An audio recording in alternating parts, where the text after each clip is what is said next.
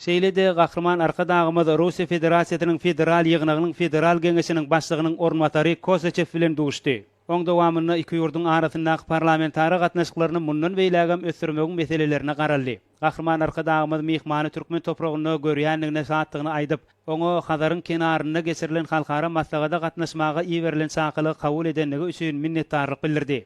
Mihman bu ýerde türkmen halkynyň milli mihmanseýerlik däpleri esasyna garşylananlyklary hem de halkara çäreleriň ýokary guramaçylyk derejesiniň üpsün edilenligi üçin gahrman arka dagymyza we arkadaly gahrman terdarymyza hoşallyk bildirdi. Şeýle-de ol Russiýa Federatsiýasynyň federal ýygynynyň federal geňeşiniň başlygy Matvenkanyň iýeren salamyny we aýdan hoş niýetli sözlerini ýetirdi.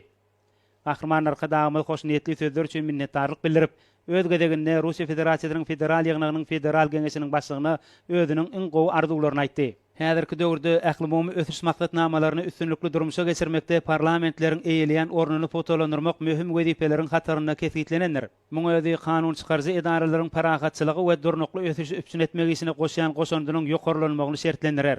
Belent mertebeli mihman Türkmenistanyň Russiýa Federatsiýasynyň strategiýa hyzmatdaşlarynyň biri bolup durýanlygyny belläp, Hazaryň kenaryna geçirilen halkara maslahataň çäklerini guralan parlament forumuny degişli urlar boýunça hyzmatdaşlygy mundan beýlägem ösdürmegiň mümkinçiliklerini garalandygyny nykdy. Duşuň ahyryna gahrman arkadagymyz we Russiýaly mihman iki ýurdun arasynda ýola goýulan gatnaşyklaryň şol sanyny parlamentary hyzmatdaşlygynyň ösdüriljekdigine we onuň täze mazmun bilen baýlaşdyryljakdygyna ynam bildirdiler.